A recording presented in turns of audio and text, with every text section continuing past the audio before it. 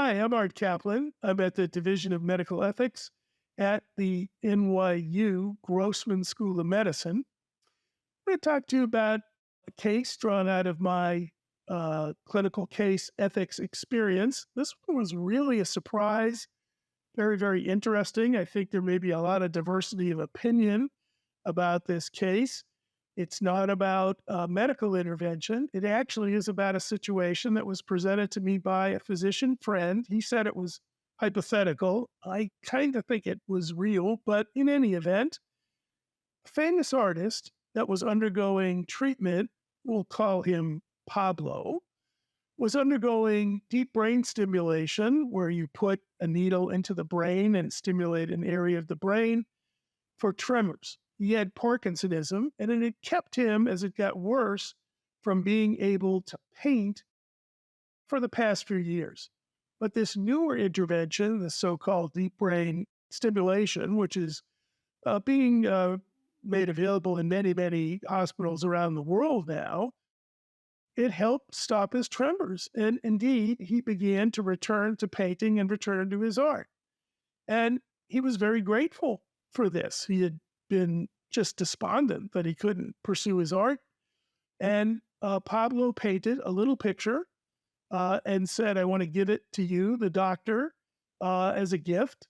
And it's just out of my gratitude. He said, I was even thinking about committing suicide if I couldn't paint anymore. And now I'm back, and my gratitude really knows no bounds. Well, one problem that the doctor faced is that Pablo's paintings go for millions of dollars.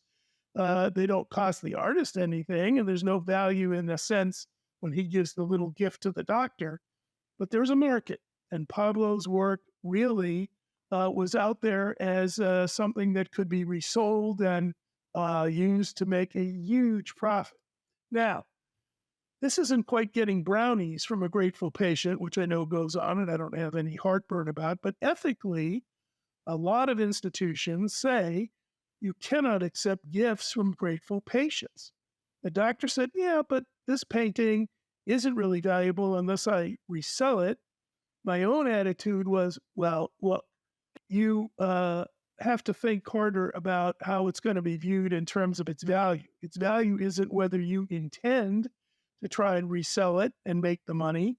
Its value is what it is on the open market. And I think you just got a gift that you shouldn't take because it is worth millions of dollars.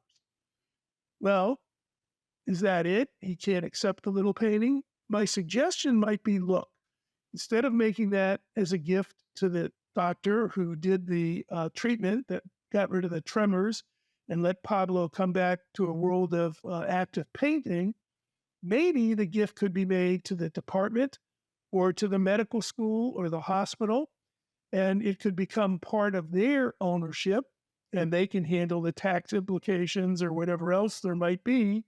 But it would not be a violation of the idea that grateful patients should not be expected, allowed, permitted to give individual doctors huge gifts. I know that fundraising often goes on where a doctor asks a patient who's had a good experience if they'd be willing to contribute money to research, to support activities at the hospital. And I think the little painting falls into this category. It's something that ethically you want to use its value to bolster more access to people who might benefit from neurosurgical interventions, more access to doctors, postdocs, fellows, residents who can get trained in doing improved versions of deep brain stimulation within your department, or just to help the hospital or medical center overall. I think that's acceptable. I think we all understand that, gift giving is part of philanthropy. So no to the individual doctor taking the little painting.